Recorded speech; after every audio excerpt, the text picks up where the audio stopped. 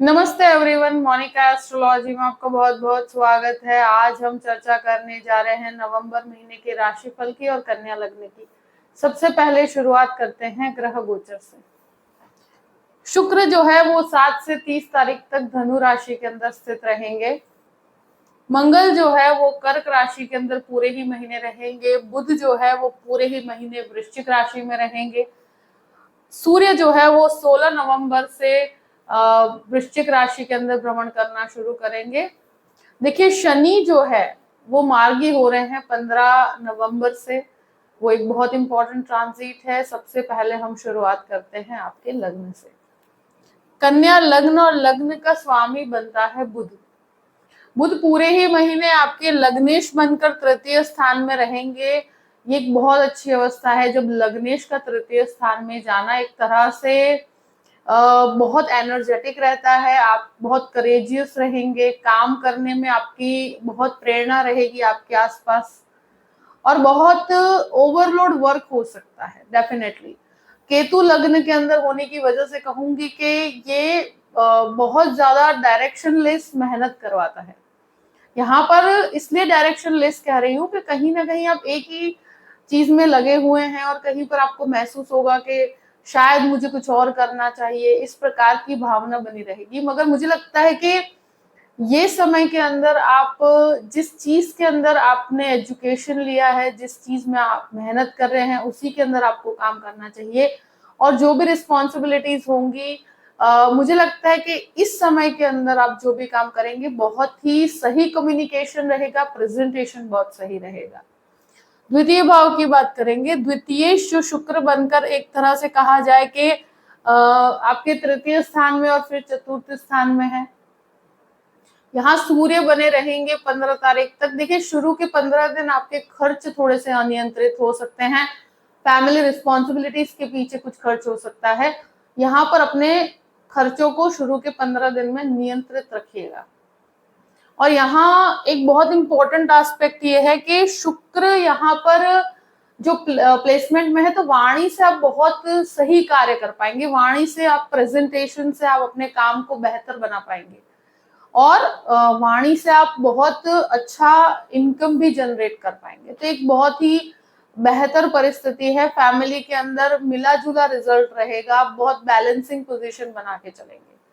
तृतीय भाव की बात करते हैं। तृतीयेश जो है मंगल बनकर नीचस्थ है। तृतीय स्थान में सूर्य बुध का बुधादित्य योग बना हुआ है।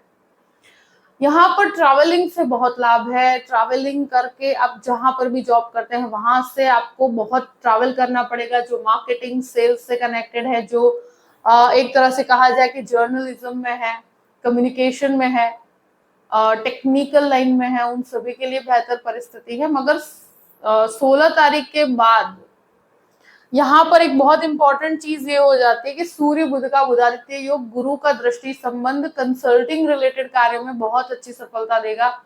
जो टीचर्स हैं उनके लिए बहुत अच्छी परिस्थिति है।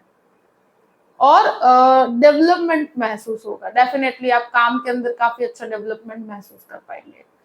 ब्रदर सिस्टर रिलेशनशिप में, ज्वाइंट बिजनेस की तरफ जाते हैं तो अवॉइड कीजिएगा। यहाँ पर कोई भी विवाद होता है तो मुझे लगता है कि यहाँ मिसअंडरस्टैंडिंग क्रिएट हो सकती है। तो थोड़ा सा आप यहाँ पर कोई भी विवादित अवस्था को अवॉइड कीजिएगा। अब बात करते हैं आपके चतुर्थ भाव की। चतुर्थेश गुरु बनकर भाग्य स्थान में वक्री है, तो प्रॉपर्टी से संबंधित कार्य यहाँ पर बनेंगे जरूर। मगर ये भाग्य स्थान में वक्री है तो डीलेस के साथ बनेंगे। कंस्ट्रक्शन चल रहा होगा तो वहां पर थोड़े से डीलेस आप महसूस करेंगे। 7 तारीख के बाद शुक्र आएंगे तो डेफिनेटली प्रॉपर्टी के कंस्ट्रक्शन के पीछे, डिजाइनिंग के पीछे बहुत खर्च हो सकता है। यहाँ पर मैं एक चीज जरूर कहूंगी कि घर के ऊपर बहुत ज्यादा एक्सपेंस होगा और घर के लिए आप बहुत कुछ करना चाहेंगे। तो एक बेहतर परिस्थिति है ये। शुक्र का यहाँ आना 7 तारीख के बाद बहुत ब्लेसिंग है।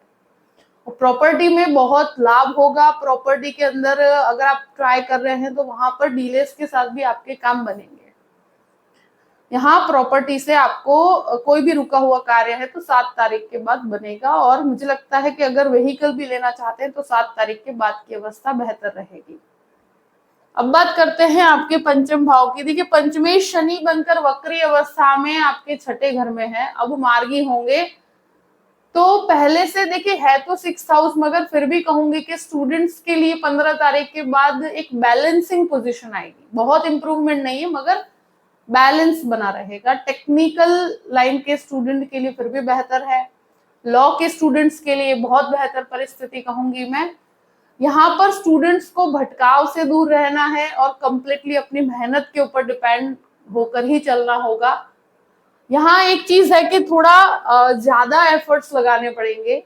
इजी गोइंग आपको कोई भी चीज प्राप्त नहीं होगी, मगर 15 तारीख के बाद आपको डेफिनेटली इंप्रूवमेंट महसूस होगा। शेयर मार्केट के अंदर भी मुझे लगता है कि इन्वेस्टमेंट करना चाहते हैं तो 15 तारीख के बाद की परिस्थिति फिर भी बेहतर रहेगी। अब बात करते हैं 6th हाउस की। 6th हाउस में शनि वक्री है, अब मार्गी होंगे। अगर कहीं पर भी विवाद था तो वो 15 तारीख के बाद बहुत हद तक सॉर्ट आउट होगा। अगर कोई झगड़े चल रहे हैं तो वो विवादित अवस्था में है, तो वहां पर आपको सॉल्यूशंस प्राप्त होंगे। ये हेल्थ की बात करते हैं तो जिनके भी बोन से कनेक्टेड प्रॉब्लम है उनको ध्यान रखने की जरूरत है। स्वास्थ्य के ऊपर प्रायोरिटी दीजिएगा। यहाँ हो सकता है कि एक तरह से कहा जाए कि हार्मोनल डिसीज भी अगर है, थायराइड से संबंधित समस्याएं हैं, तो उनको अपने स्वास्थ्य को प्रायोरिटी में रख के चलना है। लोन की बात करते हैं तो लोन मुझे लगता है कि 15 तारीख के बाद लेते हैं तो आपके लिए बेहतर रहेगा। अब बात करते हैं 7th हाउस की। तो 7th लॉर्ड आपके नवम भाव में वक्री है, 7th हाउस में राहु है। यहाँ मैरिड लाइफ के अंदर उतार चढ़ाव बने रहेंगे, ईगो क्लैश में पड़ने से बचना चाहिए। वक्री गुरु है, अगर बैठकर शांति से चीजों को अगर सॉर्ट आउट करेंगे तो ही आपको सॉल्यूशंस प्राप्त होंगे। गृहस्थ जीवन में थोड़ा सा मन मुटाव रहेगा। राहु यहाँ पर स्थित है, अगर आप रिलेशनशिप में कहीं पर भी चीट करते हैं तो आपके लिए नुकसानदायक परिस्थिति है। मल्टीपल रिलेशनशिप में पड़ने से कंप्लीटली बचना चाहिए। और यहाँ पर ये परिस्थिति बनती है कि जहां पर इस तरह के राहु यहाँ पर संबंध में भटकाव देता है, तो अगर ऐसी कोई अवस्था है तो आप इसमें पड़ना नहीं चाहिए। मैरिड लाइफ में ये चीज का आपको ध्यान रखना है, नहीं तो आपके लिए नुकसान की परिस्थिति क्रिएट होगी। जो लोग अनमैरिड है उनके लिए मैरिज के अंदर कुछ डिलेज हो सकते हैं। हो सकता है आपको वेटिंग में रखा जाए कि कहीं से आपको आंसर आना है, तो उसके लिए आपको शायद 2 से 3 कहीं पर और रिश्ते देखने पड़े, ऐसी परिस्थिति होगी। थोड़ा डिलेज होंगे, मगर निराश होने की मुझे लगता है जरूरत नहीं। यहाँ पर लव मैरिज की परिस्थितियां बहुत ज्यादा है। अब बात करते हैं अष्टम भाव की। अष्टमेश मंगल होकर नीचस्थ हैं। देखिए ये मुझे लगता है कि जो मेडिकल रिसर्च के अंदर है उनको बहुत अच्छे लाभ है। इन-लॉज के साथ रिलेशंस में बहुत संभल के चलना होगा। अगर कोई भी चीज के अंदर लर्निंग की बात की जाए और मेडिसिन में या लॉ के प्रोफेशन में, तो डेफिनेटली आपके लिए ये समय बेहतर रहेगा। अब बात करते हैं नवम भाव की। नवम भाव का स्वामी शुक्र है, जो चतुर्थ भाव में है 7 तारीख के बाद। उससे पहले वो तृतीय स्थान में है। देखिए यहाँ भाग्य के अंदर डेफिनेटली थोड़ा सा धीमापन रहेगा। रुकावट नहीं कहूंगी, धीमापन रहेगा। चीजें थोड़ी स्लो मिलेगी, तो इस वजह से थोड़ा सा फ्रस्ट्रेशन हो सकता है। मगर आध्यात्मिक चिंतन में बहुत बढ़ोतरी है। यहाँ आप स्पिरिचुअल चीजों में बहुत इंटरेस्ट लेंगे, आध्यात्मिक कार्य में आपका इंटरेस्ट बढ़ेगा। और एक तरह से अगर आपके कोई गुरु है तो उनसे भी आपको सही ज्ञान प्राप्त होगा। यहाँ पर जो भी टीचिंग क्षेत्र में मास्टर्स करना चाहते हैं, जो डिजाइनिंग क्षेत्र में या कहीं पर भी कोई पीएचडी करना चाहते हो, तो ये समय आपके लिए बेहतर है। अब बात करते हैं आपके दशम भाव की। दशमेश जो है बुध बनकर आपके तृतीय स्थान में, ये इनिशिएटिव का कारक है। तो यहाँ पर मैं कहूंगी कि ट्रैवलिंग से लाभ है। जितना ट्रैवल करेंगे उतना लाभ मिलेगा। और आपके काम के अंदर ट्रैवलिंग बहुत ज्यादा रहेगी इस महीने, और उस ट्रैवलिंग में आपको बहुत कुछ सीखने को भी मिलेगा और बहुत लर्निंग कैपेबिलिटीज बढ़ेगी आपकी। और एक तरह से कम्युनिकेशन काफी स्ट्रांग हो रहा है, प्रेजेंटेशन काफी स्ट्रांग रहेगा। जो जॉबलेस लोग हैं उनके लिए मुझे लगता है कि ये महीना बहुत फायदे कारक रहेगा। 15 तारीख के बाद की परिस्थिति बहुत अच्छी है। सूर्य बुध का बुधादित्य योग आपको बहुत मदद करेगा। अब बात करते हैं आपके 11th हाउस की। देखिए 11th हाउस में मंगल नीचस्थ है, तो यहाँ पर नीचस्थ मंगल एक तरह से जो इनकम का फ्लो होता है उसके अंदर थोड़ी सी कमी बनी रहेगी। यानी कि अगर आप बहुत ज्यादा एक्सपेक्ट कर रहे हैं कहीं पर भी आपका प्रमोशन होना है, तो वहां पर जो फाइनेंशियल गेन होने चाहिए वो उतने नहीं होंगे, और अगर फाइनेंशियल गेन है भी सही तो वो एवरेज रहेंगे। मतलब बहुत ज्यादा हैवी आप सोच रहे हैं तो वहां पर म्यूचुअली आपको चीजें प्राप्त होगी। और ये मंगल नीचस्थ है, जो ब्रदर सिस्टर रिलेशनशिप में आपको अगर कहीं पर भी विवाद होता है तो वहां शांति से चीजों को रिजॉल्व करना है। मेडिसिन का बिजनेस है तो बहुत लाभ है आपको इस समय के अंदर। अब बात करते हैं 12th हाउस की। 12th लॉर्ड पहले 2nd हाउस में, फिर 3rd हाउस में। देखिए फॉरेन ट्रैवलिंग के लिए 15 तारीख के बाद का समय अच्छा है। स्टूडेंट्स जो विदेश जाना चाहते हैं उनके लिए 15 तारीख के बाद वीजा के प्रोसेस के अंदर सफलताएं प्राप्त होगी। यहाँ पर ट्रैवलिंग आपके काम से कनेक्टेड रहेगा। मल्टीनेशनल कंपनी से भी 15 तारीख के बाद की अवस्था बेहतर है। देखिए शुरू के 15 दिन खर्चों पर बहुत नियंत्रण रखिएगा।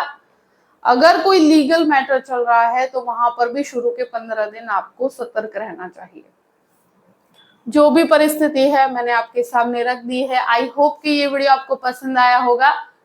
पसंद आया हो तो लाइक भी कीजिएगा और सब्सक्राइब भी कीजिएगा। अगर मुझसे कंसल्टेशन लेना चाहते हैं तो दिए गए नंबर पर आप व्हाट्सएप कर सकते हैं। मैं आपको पूरी ही जानकारी प्रदान करूंगी कि कैसे मुझसे कांटेक्ट किया जाए और कैसे मुझसे कंसल्टेशन लिया जाए। जो भी परिस्थिति है उसको ध्यान में रखते हुए अपने पूरे ही महीने को प्लान कीजिए और हमेशा खुश रहिए। Thank you so much. जय श्री कृष्ण।